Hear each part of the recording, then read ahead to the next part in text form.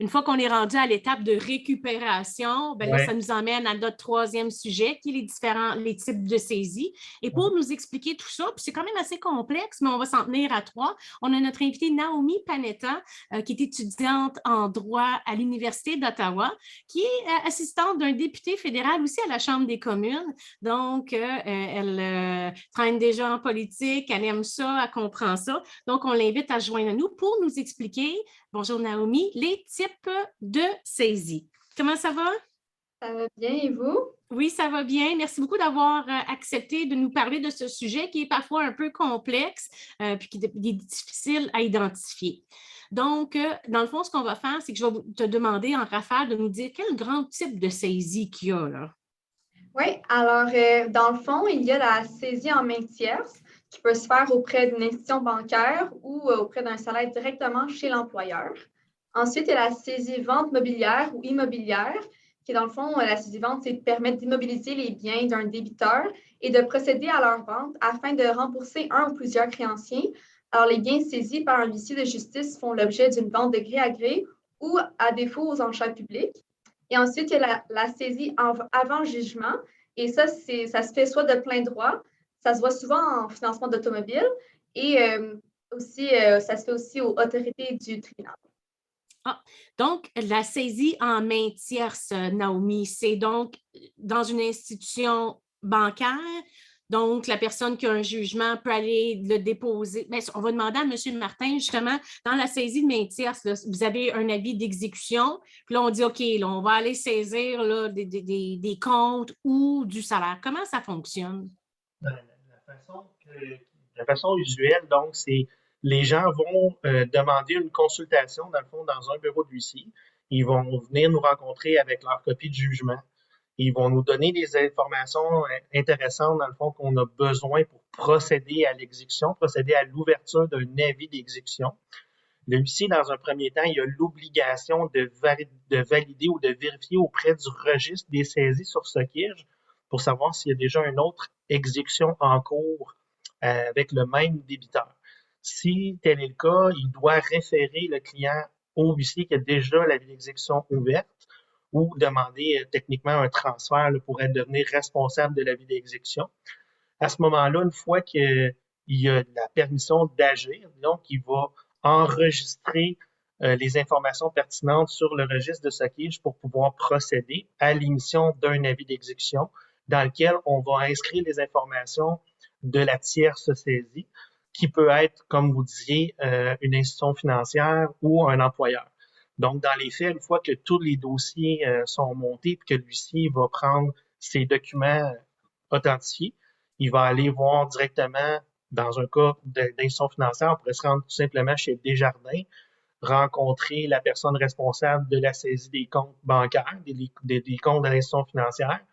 On l'informe qu'il doit geler le compte et nous fournir dans les 10 jours suivant la réception de l'avis d'exécution la déclaration à l'effet. Donc, le tiers, que ce soit un employeur, c'est la même mécanique qu'une institution financière, il doit nous déclarer ce qu'il a en sa possession, donc tous les comptes de la personne, les placements, ça peut être des REER, ça peut être un compte avec opération, un compte conjoint, etc.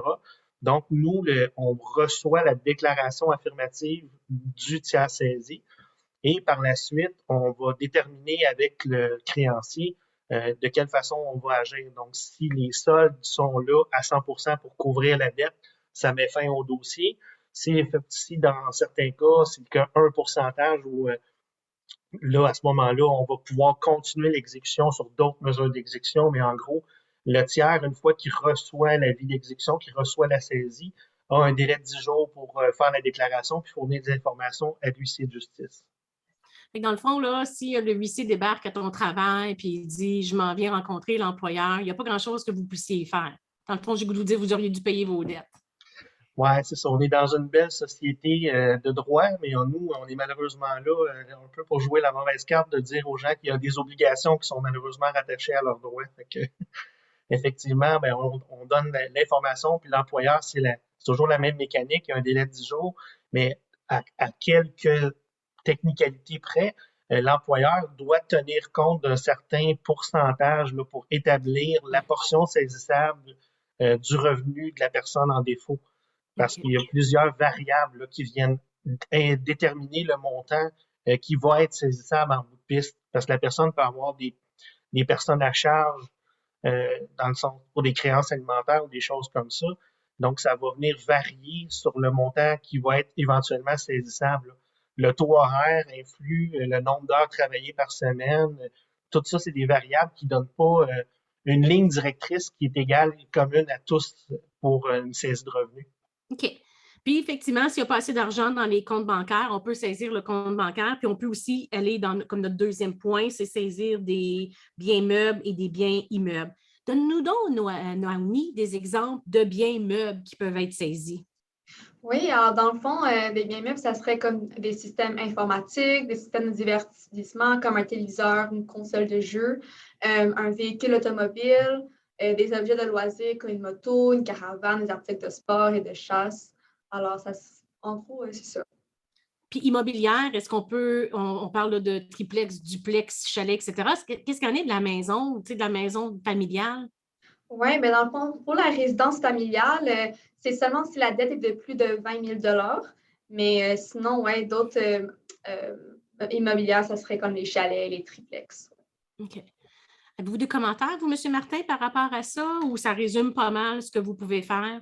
Ça résume quand même bien les activités et les champs de saisie d'un huissier. Peut-être une petite particularité au niveau des saisies immobilières, donc au niveau des saisies biens meubles. Il faut comprendre que la personne chez qui l'huissier va exécuter, en vertu du Code de procédure civile, a droit de soustraire à la saisie jusqu'à un montant, une concurrence d'une valeur de 7 000 $ de meubles meublants essentiels. Donc, tous les meubles qui sont d'usage courant, poêle, frigidaire, laveuse, sécheuse, une table pour manger, des meubles de salon, tous ces biens-là peuvent être soustraits à la saisie jusqu'à une concurrence d'une valeur de 7 000 $ de meubles meublants. Par contre, si la personne, je donne un exemple concret, si la personne, dans son 1,5, elle a juste une table de cuisine qui vaut 100 $, mais que sur le meuble, le mur arrière de sa table, il y a un beau Picasso qui vaut 100 000 $. C'est pas parce qu'elle a juste une table qui vaut 100 pièces que le Picasso rentre pas dans le 7 000. Donc, tous les biens qui ornent ou qui garnissent, qui deviennent des biens de luxe, eux ne font pas partie de ce 7 000 $ de meubles blancs-là, donc ils ne peuvent pas être soustraits à la saisie. Puis, puis notre dernier point, c'est la saisie avant jugement. Donc, tu n'as même pas besoin d'avoir un jugement, puis tu peux faire te saisir tes biens par un huissier. Racontez donc. Effectivement, dans les cas de mesures conservatoires, donc le huissier peut se présenter chez vous avec un ordre de saisie avant jugement, comme on disait tout à l'heure, qui peut être une saisie de plein droit d'un créancier en revendication d'un bien sur lequel il est impayé ou qui risque un péril s'il continue entre les mains de la partie défenderesse. On prend l'exemple d'une voiture, la voiture qui est impayée ou qui est plus assurée. Le créancier pourrait dire, moi, je veux récupérer le bien et le mettre temporairement sous les mains de la justice le temps que la situation se régularise ou le temps que j'obtienne un jugement pour avoir droit de le faire vendre dû au défaut de la partie qui n'a pas payé son bien. Donc, c'est si on a peur que le bien soit endommagé ou qu'il soit disparu ou qu'il y arrive quelque chose. C'est par exemple, je passe mon véhicule ou je finance Naomi avec mon véhicule, là, elle ne paye pas d'assurance dessus, je sais qu'elle conduit dangereusement, donc j'ai vraiment une crainte qu'elle ne s'en occupe pas correctement. Donc, à ce moment-là, on pourrait demander une saisie avant jugement. Pour ce faire, est-ce que j'aurais besoin, par exemple, entre nous, d'avoir un jugement ou parce que je suis un particulier ou c'est...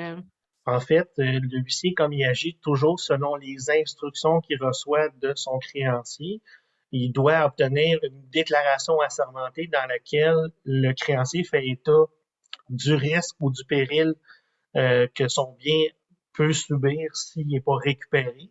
Puis comme je vous l'expliquais, le bien, il va être enlevé, mais il va être temporairement mis entre les mains d'un gardien judiciaire qui va agir temporairement le temps que le tribunal va statuer sur qui a droit d'avoir le bien éventuellement. Si la personne récupère ses défauts ou si elle donne une garantie suffisante, elle peut récupérer le bien pour éviter qu'il soit vendu ou qu'elle en perde là, la possession suite à un jugement. C'est quoi? Y a-t-il un ordre en le fond, dès que vous avez un avis d'exécution, qu'est-ce qui est, pardon, le plus utilisé? La saisie main tierce ou la saisie vente mobilière ou immobilière? Y a-t-il un ordre? Non, il n'y a pas vraiment d'ordre, c'est vraiment du cas par cas. On fait l'analyse là, avec le créancier. Quand on rencontre la personne à nos bureaux, on va valider avec eux c'est quoi le meilleur risque, le meilleure chance possible que de récupération de sa créance. Donc, on prend le temps de faire l'analyse du dossier parce que chaque type de saisie a ses coûts rattachés qui sont différents. Quand on parle de saisie en main tierce, de saisie de revenus ou de saisie bancaire, les démarches sont quand même moindres qu'une saisie mobilière. La saisie mobilière implique des déplacements, implique la rencontre de la personne, ça prend plus de temps. L'inventaire qui est fait chez la personne, la gestion de tout ça, la recherche au registre des droits personnels réels mobiliers pour voir s'il y a des biens qui sont garantis. Par la suite, il y a un processus de publication au registre des ventes qui est maintenant régi là, par le ministère de la Justice. Tout ça, ça engendre des coûts, ça engendre des délais qui sont beaucoup plus longs qu'une simple saisie en main tierce. Donc, c'est la plus simple. Oui, Naomi? J'avais juste une question. Est-ce que ça serait possible, parce que là, on parlait de des objets comme des biens immobiles. Est-ce qu'on pourrait faire ça aussi dans un bureau, par exemple, si on dit qu'on va saisir tous les téléphones et tous les appareils pour travailler? Est-ce que ça se fait? Oui, ça peut se faire, mais là, encore une fois, le Code de procédure civile prévoit que des articles qui servent à l'usage ou à l'usage professionnel de quelqu'un qui sont des outils de son travail pour l'aider à gagner sa vie, il y a certains biens qui peuvent être soustraits de la saisie. En fait, l'huissier, c'est à lui de déterminer si ces biens-là ont une valeur marchande ou s'ils sont jugés comme étant des outils professionnels qui servent à l'usage dans le cadre du travail de la personne. La personne pourrait à ce moment-là se prévaloir d'une procédure qu'on appelle une opposition à la saisie et faire soustraire ces biens-là pour en éviter la vente parce que ce sont des biens qui servent à gagner sa vie. Merci, c'est une excellente question. Merci beaucoup. Donc, en principe, là, on comprend que si tu ne payes pas, qu'est-ce qui se passe? Le huissier, qu'est-ce qu'il fait dans la vie? Qu'est-ce qu'il peut venir saisir? Et après ça, donc, là, on va aborder, bien, quand tu as la visite du huissier, c'est quoi les limites et les droits. Fait que Naomi, je te remercie beaucoup d'avoir participé à notre podcast. Et as-tu un droit particulier que tu aimerais exercer plus tard ou tu es encore au balbutiement puis en train de décider? Bien, je suis seulement en première année, alors je suis encore en train de décider, mais je suis ouverte à tout. Mais merci beaucoup de m'avoir accueillie dans ce podcast. J'ai vraiment apprécié. Bien, merci beaucoup à toi, puis bonne continuité, puis bonne chance dans tes études. Merci. Ouais. Bonne chance pour la suite. Merci beaucoup.